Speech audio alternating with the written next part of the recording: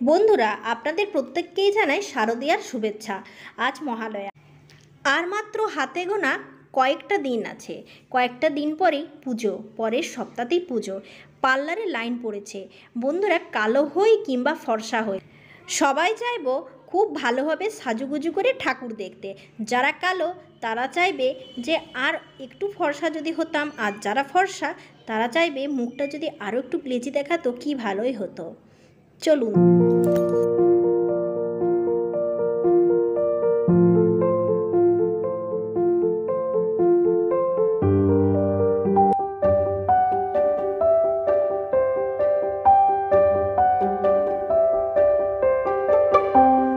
আজকে এমন একটি ভিডিও আপনাদের সাথে শেয়ার করব, আপনারা ছবিটা দেখতেই পাচ্ছেন মুখের কি অবস্থা।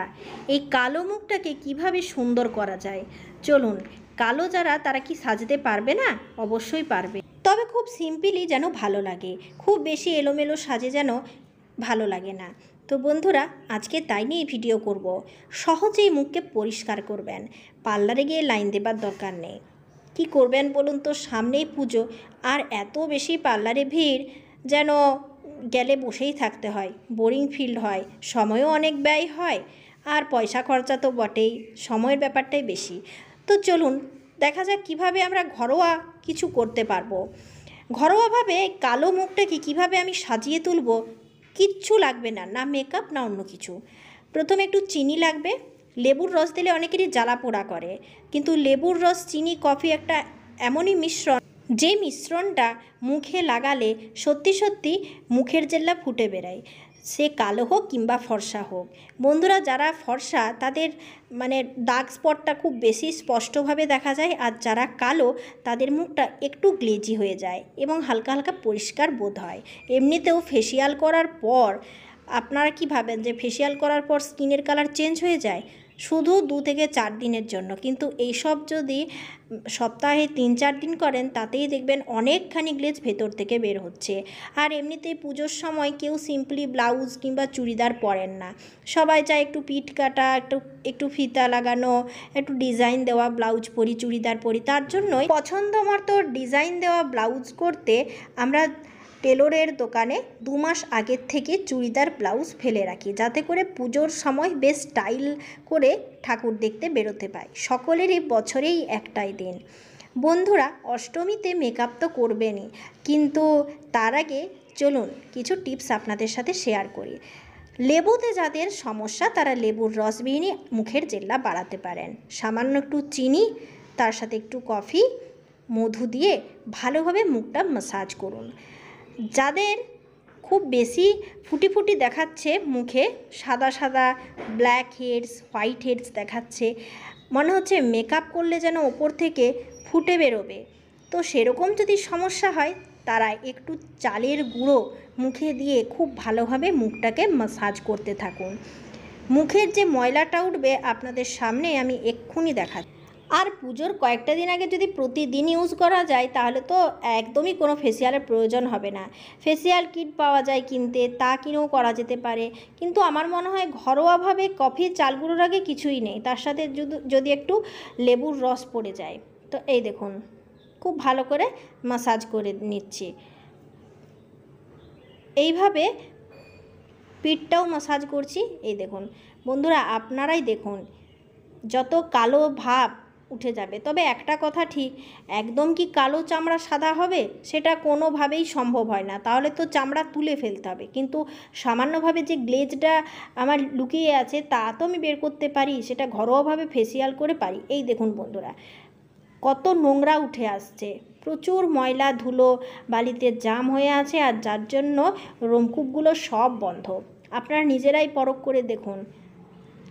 চালের গুঁড়োর আগে কিচ্ছু নেই, এরপর ভিজে খুব নরম রুমালের সাহায্যে কিংবা সুতোর কাপড়ের সাহায্যে আপনি পরিষ্কার করে নেন। এই চালের গুঁড়ো দিয়ে গলা, ঘাড়, বুক, পিঠ সব ম্যাসাজ করুন। এরপর আমি নিচ্ছি একটু আলু। বন্ধুরা, আলু আমাদের কি উপকার করে বলুন তো? রৌদ্রের কালো দাগ, পোড়া দাগ তুলতে সাহায্য করে। এছাড়া চোখের তলায় যে কালো স্পট পড়ে যায় তা কিন্তু যারা খুব বেশি ফর্সা তাদের একদম বাজে লাগে দেখতে, তাই না? মেকআপ করলেও যেন ঢাকা পড়ে না। তো বন্ধুরা, আপনারা যদি ওটা না পারেন তাহলে সহজ একটা টিপস দেখাচ্ছি, আলুর রস। কোনো ঝামেলা নেই, আলুকে গ্রেড করে তার থেকে রস তৈরি করে নিতে পারেন, 1 চামচ কফি মিশিয়ে নিতে পারেন, কিংবা গ্রেড যদি করতে না ইচ্ছে করছে, আলুকে ভালো করে খোসা তুলে ধুয়ে পরিষ্কার করে ছোট্ট ছোট্ট টুকরো করে নেন, তারপর ব্লেন্ডারের কাপে ব্লেন্ড করে নেন, তার সাথে 1 চামচ কফি মিশিয়ে নেন, ব্যাস। এরপর ভালোভাবে আপনি আপনার মুখে লাগিয়ে নেন। প্রথম অবস্থা আমি ফার্স্টেই আপনাদের মুখটা একটা ছবিতে দেখালাম যখন ভিডিও শুরু করি। এরপর আলুর রস এবং তার সঙ্গে একটু কফি। যাদের খুব অসুবিধা আছে লেবুর রসে, তারা কিন্তু লেবুর রসের বদলে আলুর রস নিতে পারেন। যেমনভাবে দাগ স্পট তুলতে কাজে লাগে, ঠিক তেমনভাবেই কিন্তু ময়লা তুলতেও খুব কার্যকরী এই আলুর রস। এই দেখুন, এরপর খুব ভালো মতো মুখটা ম্যাসাজ করুন। কি দরকার বলুন তো নামি দামি বিভিন্ন রকমের প্রোডাক্ট কিনে মুখে মাখা? হয়তো ভালো ভেবে ফেসিয়াল করে এলাম 700, 800, 1000 টাকা দিয়ে, তারপর আবার এসে দেখবেন মুখের শ্যুট করছিল না, মুখে হয়তো দানা দানা ফুটি ফুটি জিনিস বেরিয়ে গেল, র্যাশ বেরিয়ে গেল, স্কিনে কোনো ইনফেকশন হয়ে গেল, তখন কি করা যায় বলুন তো? তার জন্যই এই ঘরোয়াভাবে এটা লাগানো খুবই ভালো। আলুর রস দিয়ে মুখটা ভালোভাবে মালিশ করে নিলাম, তারপর জল দিয়ে ধুয়ে নেবেন, কিংবা কাপড়ের টুকরো দিয়ে ভালোভাবে মুছে নেবেন। আর মুছে নেওয়ার পর একটু অ্যালোভেরা জেল লাগিয়ে নেবেন, রাত্রে শুয়ে পড়বেন কিংবা স্নানের আগে এই কাজটা করবেন। তবে রাত্রে এই ম্যাসাজটা করলে খুবই ভালো হয়, আবার যাদের ঠান্ডার ধাত আছে তাদের ঠান্ডা লেগে যাওয়ার সম্ভাবনা থাকে। ব্যাস, এরপর আপনি মেকআপ করুন বা না করুন, আপনার মুখ দেখে নিজেই আপনি আশ্চর্য হয়ে যাবেন। বন্ধুরা, ফার্স্টে আপনি দেখেছিলেন আপনার মুখের অবস্থা কেমন ছিল, স্রেফ একটু পাউডার দিয়ে দেন। পাউডার দেওয়ার পর আপনার যা যা পরার দরকার তাই তাই পরুন। একটু সিঁদুর, একটু টিপ, কিংবা স্রেফ একটু ছোট্ট মতো একটা টিপ আর একটা ভালোভাবে হেয়ার স্টাইল করে নেন, একটা ভালো হার পরে নেন, আর তার সাথে সাথে আপনার যে ব্লাউজটা পছন্দ সেই ব্লাউজটা পরে নেন। আপনার যা যা পরার তাই পরে নেন, লিপস্টিক, ব্যাস, এতেই কিন্তু কাজ সারা। বন্ধুরা, আপনারা নিজেই আপনাদের মুখ আয়নাতে দেখবেন, কোনো কিছু সাজগোজ করবার দরকার নেই, মুখ থেকে জেল্লা ফুটে বেরোবে। আর হেয়ার স্টাইলটা খুবই কিন্তু ইম্পর্ট্যান্ট, হেয়ার স্টাইলটা অবশ্যই আপনারা এই সময় করবেন। তো চলুন আমরা এরপর যে আমাদের মুখটা সেটা দেখব।